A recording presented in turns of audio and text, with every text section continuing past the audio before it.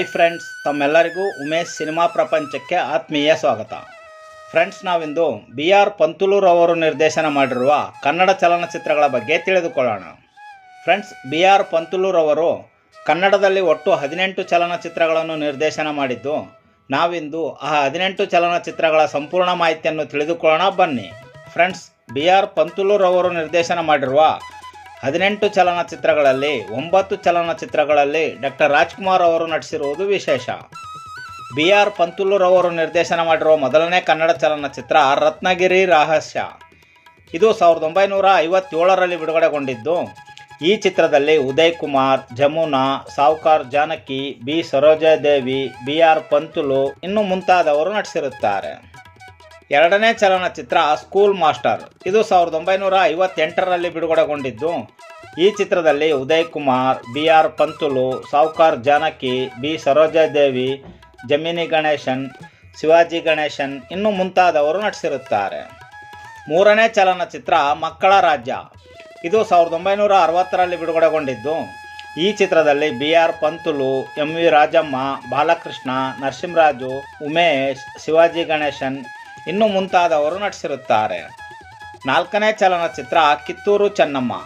ಇದು 1961ರಲ್ಲಿ ಬಿಡುಗಡೆಗೊಂಡಿದ್ದು, ಈ ಚಿತ್ರದಲ್ಲಿ doctor Rajkumar, B Sarojadevi, M V Rajamma, Leelavathi, Chindodi Leela ಇನ್ನು ಮುಂತಾದವರು ನಟಿಸಿರುತ್ತಾರೆ.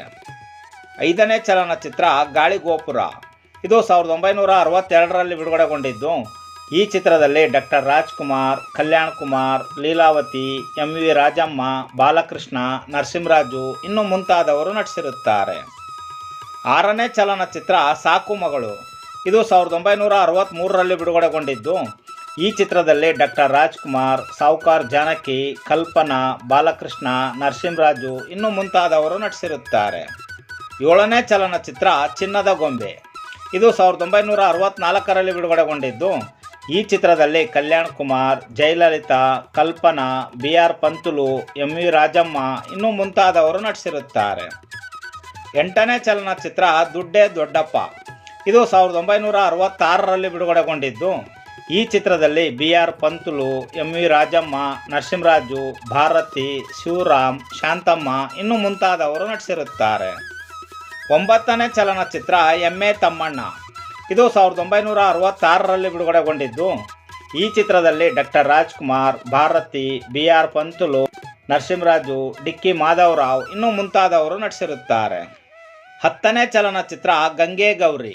ಇದು 1967ರಲ್ಲಿ ಬಿಡುಗಡೆಗೊಂಡಿದ್ದು, ಈ ಚಿತ್ರದಲ್ಲಿ doctor Rajkumar, Bharathi, Leelavathi, K S Ashwath, Narasimharaju, M P Shankar ಇನ್ನು ಮುಂತಾದವರು ನಟಿಸಿರುತ್ತಾರೆ. 11ನೇ ಚಲನಚಿತ್ರ ಬೀದಿ ಬಸವಣ್ಣ. ಇದು 1967ರಲ್ಲಿ ಬಿಡುಗಡೆಗೊಂಡಿದ್ದು, ಈ ಚಿತ್ರದಲ್ಲಿ doctor Rajkumar, Bharathi, B R Pantulu, Narasimharaju, Dinesh, B Jaya ಇನ್ನು ಮುಂತಾದವರು ನಟಿಸಿರುತ್ತಾರೆ. 12ನೇ ಚಲನಚಿತ್ರ ಅಮ್ಮ. ಇದು 1968ರಲ್ಲಿ ಬಿಡುಗಡೆಗೊಂಡಿದ್ದು, ಈ ಚಿತ್ರದಲ್ಲಿ doctor Rajkumar, Bharathi, B R Pantulu, M V Rajamma, Pandaribai, Mynavathi ಇನ್ನು ಮುಂತಾದವರು ನಟಿಸಿರುತ್ತಾರೆ. 13ನೇ ಚಲನಚಿತ್ರ ಚಿನ್ನಾರಿ ಪುಟ್ಟಣ್ಣ. ಇದು 1968ರಲ್ಲಿ ಬಿಡುಗಡೆಗೊಂಡಿದ್ದು, ಈ ಚಿತ್ರದಲ್ಲಿ ಬಿ ಆರ್ ಪಂತುಲು, ಉದಯ ಚಂದ್ರಿಕಾ, ನರಸಿಂಹರಾಜು, ದಿನೇಶ್, ಎಂ ಪಿ ಶಂಕರ್ ಇನ್ನು ಮುಂತಾದವರು ನಟಿಸಿರುತ್ತಾರೆ. 14ನೇ ಚಲನಚಿತ್ರ ಗಂಡೊಂದು ಹೆಣ್ಣಾರು.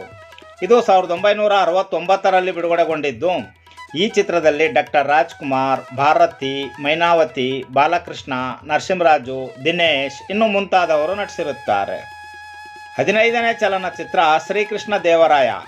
ಇದು 1970ರಲ್ಲಿ ಬಿಡುಗಡೆಗೊಂಡಿದ್ದು, ಈ ಚಿತ್ರದಲ್ಲಿ doctor Rajkumar, Bharathi, B R Panthulu, Jayanthi, M V Rajamma, B Jaya ಇನ್ನು ಮುಂತಾದವರು ನಟಿಸಿರುತ್ತಾರೆ. 16ನೇ ಚಲನಚಿತ್ರ ಅಳಿಯ ಗೆಳೆಯ. ಇದು 1971ರಲ್ಲಿ ಬಿಡುಗಡೆಗೊಂಡಿದ್ದು, ಈ ಚಿತ್ರದಲ್ಲಿ ಗಂಗಾಧರ್, ಭಾರತಿ, ಮೈನಾವತಿ, ಆರ್ ನಾಗೇಂದ್ರ ರಾವ್, ನರಸಿಂಹರಾಜು, ವಜ್ರಮುನಿ ಇನ್ನು ಮುಂತಾದವರು ನಟಿಸಿರುತ್ತಾರೆ. 17ನೇ ಚಲನಚಿತ್ರ ಮಾಲತಿ ಮಾಧವ. ಇದು 1971ರಲ್ಲಿ ಬಿಡುಗಡೆಗೊಂಡಿದ್ದು, ಈ ಚಿತ್ರದಲ್ಲಿ B R Pantulu, M V Rajamma, Gangadhar, Jayanthi, Shylashri, Sudarshan, Vajramuni ಇನ್ನು ಮುಂತಾದವರು ನಟಿಸಿರುತ್ತಾರೆ. BR ಪಂತುಲೂರವರು ನಿರ್ದೇಶನ ಮಾಡಿರುವ 18ನೇ ಮತ್ತು ಕೊನೆಯ ಕನ್ನಡ ಚಲನಚಿತ್ರ ಒಂದು ಹೆಣ್ಣಿನ ಕತೆ.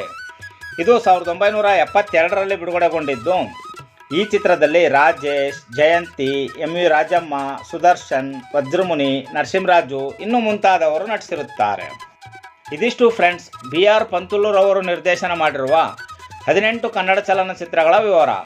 ಫ್ರೆಂಡ್ಸ್, ಈ ಮಾಹಿತಿ ತಮಗೆ ಇಷ್ಟವಾಯಿತು ಎಂದುಕೊಳ್ಳುತ್ತೇನೆ. ಈ ಮಾಹಿತಿ ತಮಗೆ ಇಷ್ಟವಾಗಿದ್ದರೆ ದಯವಿಟ್ಟು ನಮ್ಮ ಚಾನಲನ್ನು ಸಬ್ಸ್ಕ್ರೈಬ್ ಮಾಡಿಕೊಳ್ಳಿ ಹಾಗೂ ಈ ಮಾಹಿತಿಯನ್ನು ತಮ್ಮ ಸ್ನೇಹಿತರೊಂದಿಗೆ ಹಂಚಿಕೊಳ್ಳಿ. ಫ್ರೆಂಡ್ಸ್, ಮತ್ತೆ ಸಿಗೋಣ ಮುಂದಿನ ಮಾಹಿತಿಯೊಂದಿಗೆ. ನಮಸ್ಕಾರ.